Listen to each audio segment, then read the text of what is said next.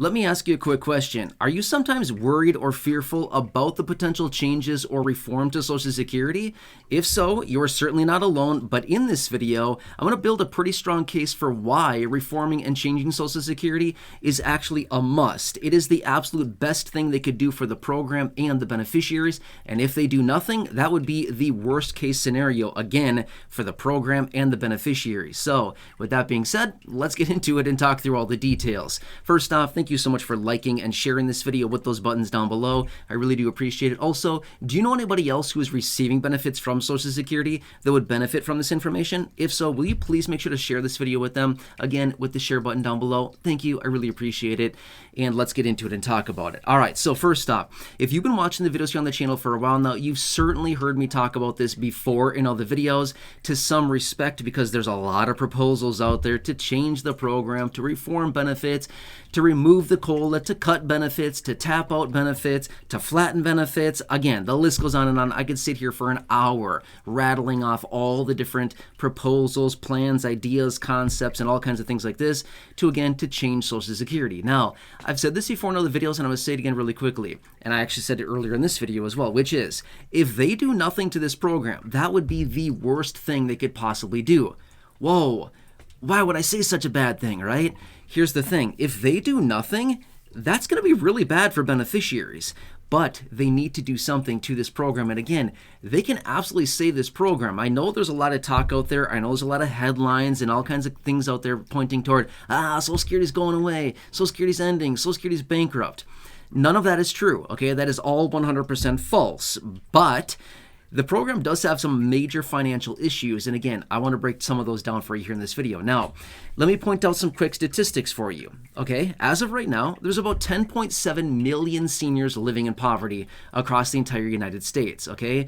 In total, there's about 40 million people in the United States living in poverty. Again, about 10.7 million of those are seniors. It's a sad situation. It's a lot of people. 40 million people living in poverty in apparently the most affluent country in the world. That doesn't really make a whole lot of sense, right? But that is a statistic. Now, get this. If they do absolutely nothing to Social Security, we will see an additional 3.8 million seniors instantly fall into poverty if they do nothing to Social Security, okay? Is that a statistic that anybody wants to see? I don't want to see nearly 4 million more seniors fall into poverty. What a sad situation, okay? That's just seniors. What about people with disabilities? That's going to be a bunch of people there as well, probably a couple million there as well, right? It'd be a bad situation. Now, these are just some of the different details. Now, get this as well. Most recently, we got the Social Security Board of Trustees report earlier this year, right? Now, as a result of that report, we also found that if they do absolutely nothing to Social Security, the Old Age and Survivors Trust Fund is going to be completely empty, which, by the way, as of right now, it has about $2.788 trillion in it, but it'll be completely empty in about 9 years in 2033. At that time, if they do nothing, they would need to cut benefits by 21%. However, if they change the law and they combined the Disability Trust Fund and the Old Age and Survivors Trust Fund, then they could push out insolvency out to 2035, another 2 years, which would be about 11 years from now, and they would only need to cut benefits at that time by 17%, okay? That's if they do absolutely nothing. But that's not telling us the whole story. As we continue to move out into the future further, then they would need to cut benefits additionally, and they'd only be able to pay out about 73% of promised benefits. That means in total about a 27% cut to overall benefits if they do absolutely nothing going into the future. That's a bad situation, right? Imagine it this way, okay? Let me just give you some real dollar amounts really quickly on this so you can see what this would mean, okay? Let's just say that you're receiving a $1,000 monthly benefit at the time that we hit insolvency, potentially in 2033. A 21% cut to benefits would cut benefits by $210 a month, 21%, taking your benefit from $1,000 down to $790. Ouch, that'd be bad, right? Let's just say that they combine the trust funds, the disability and the old age and survivors trust fund, okay? We get 2 more years of solvency out until 2035. But at that time, they have to cut benefits by 17%. Now your $1,000 benefit at that time is cut by $170 a month, from $1,000 down to $830. Okay. Now let's say that they still do nothing. Going forward into the future, they would need to cut additionally, and they'd only be able to pay out about 73%, or a 27% cut to benefits. Now taking your $1,000 benefit from $1,000, cutting it by $270 a month down to $730. Bad, right? That'd be really bad, pushing a lot of people, millions, nearly 4 million seniors, again, into poverty, as I cited earlier, okay? That's bad. I'm not sure about you, but to me, that sounds really bad, okay? Now, there's only a couple ways that they can address this. I know at the end of the day, we've seen tons of proposals. You've heard me talk about them. You've seen me introduce them to you here in these videos, but it comes down to this. There's only a couple ways that we can cut this, okay? I know there's a lot of different proposals and plans and all kinds of things like this to make sure that the program remains solvent. But at the end of the day, it comes down to a couple things. Number one, income and expenses. Just like any balance sheet for any business, right? It's kind of the exact same thing. Social Security is operated basically as a business, right? They have about 3 line items, which are income, right? They have income from payroll taxes. That's where they get the bulk of the income that they pay out to beneficiaries. They also get a little bit of money from taxation of benefits. That's about $51 billion a year, give or take a little bit. As when they tax higher, seniors who have a little bit of income, they tax some of your benefit, and they bring back about $51 billion because of taxation. And then they also get a little bit of income from the interest on the trust fund money, which is, again, very minimal as well, about $47 billion, give or take a little bit a year, okay? Those are their main 3 income sources, okay? So, again, just like a balance sheet for a business, you have lines of income, right? What are your income sources, okay? By the way, they get well over $1 trillion a year from payroll taxes. That's by far the bulk of their income that they bring in. And then we have to look at liabilities. What are the expenses that are going out? And they're going out in the form of expenses for administration, right? That's obviously an expense there. But then also, they pay out well over $1 trillion a year to beneficiaries. In fact, they pay out about $100 billion a month to beneficiaries through Social Security benefits. So about $1.2 to $1.3 trillion a year is what they're paying out to beneficiaries. Now, obviously, that number is changing every year because we've got a lot of beneficiaries coming on. We have some beneficiaries that are no longer getting benefits. It's changing literally every day, right? But my point is, they're paying roughly about $1.3 trillion in benefits a year to beneficiaries, okay? The problem is they've got a deficit. They're paying out more each year than what's coming in through their 3 income sources. Again, payroll taxes, interest on the trust fund money, and taxation of benefits, right? So they're paying out more than what's actually coming in. That's called a deficit, right? Again, we know how this works, but really the only 3 ways that we can change this is by increasing income or decreasing expenses, right? Okay, that's really what it comes down to. Now, obviously, there's a bunch of other subcategories. There's a bunch of facets that can be used to kind of manipulate some of these. But at the end of the day, here's the major problem. Workers versus retirees, or I shouldn't say versus, I should say as a ratio of retirees. I shouldn't say versus, sorry, it's like a competition. It's not a competition, it's a ratio of, okay? Right now, get this, there's 2.8 workers for every 1 retiree. That's not sustainable. So if you go out to the grocery store, or you go out to the dollar store, whatever, you go to the gas station, wherever you go, you see 3 workers and you're a retiree. Basically, those 3 workers are basically paying the payroll taxes and supporting per retiree. That doesn't work. That is an equation that does not work because they're not paying nearly enough in payroll taxes to make sure that that one benefit check for that beneficiary is being counted or basically being covered for that month, right? So right now, by the way, as I film this video, the average Social Security retirement benefit is a little over $1,900 a month. That's the average, okay? So that's nuts, okay? That's what the current ratio is right now. Get this, back in the 50s, the 1950s, so about 74, 75 years ago, give or take a little bit, the ratio of workers to retirees was 16 workers per 1 retiree.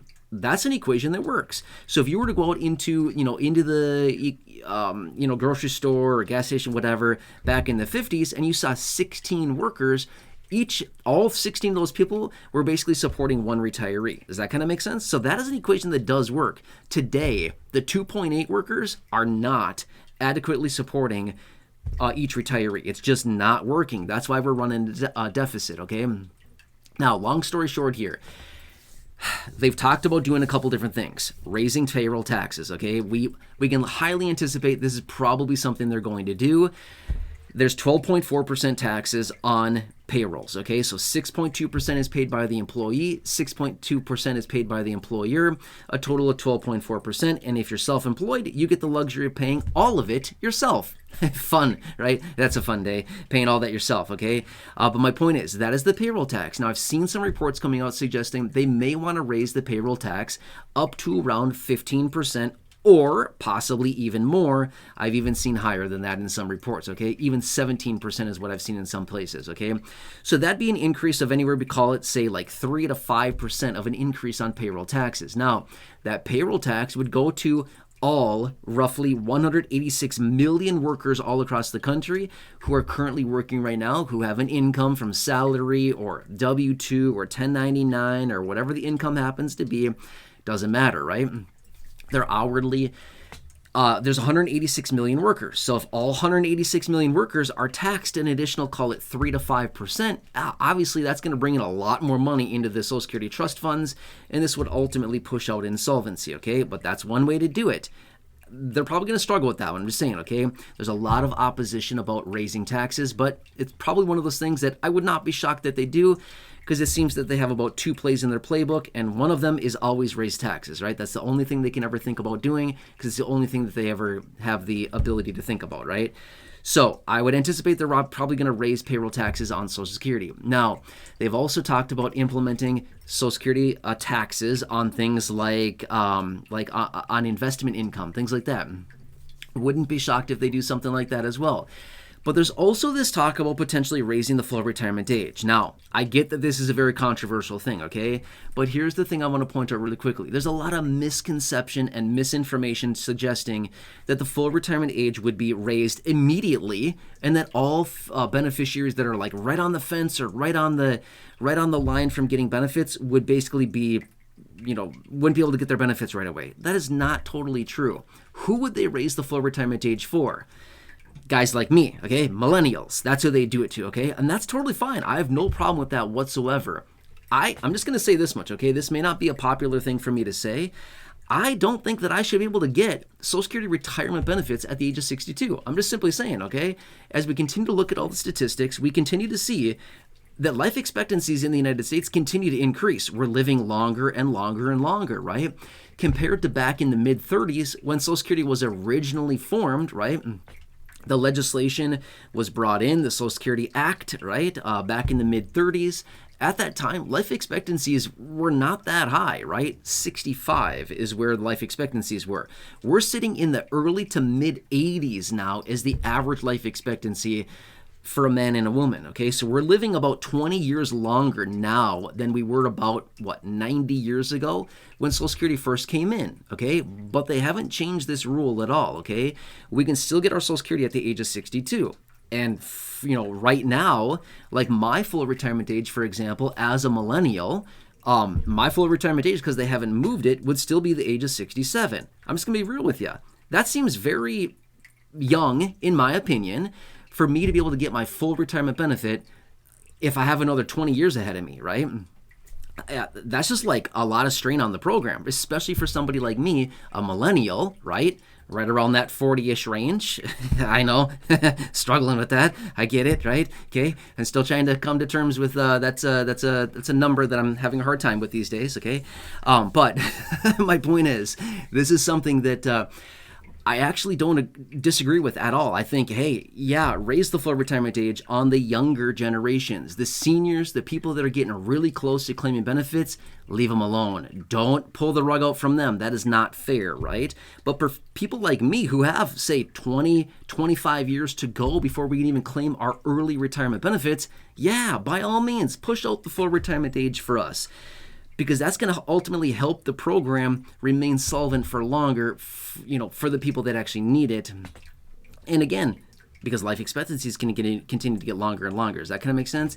So I'm probably going to leave it there for now. I've been rambling on for a long time here. There's a lot of information. I could keep going for a long time talking about all this stuff.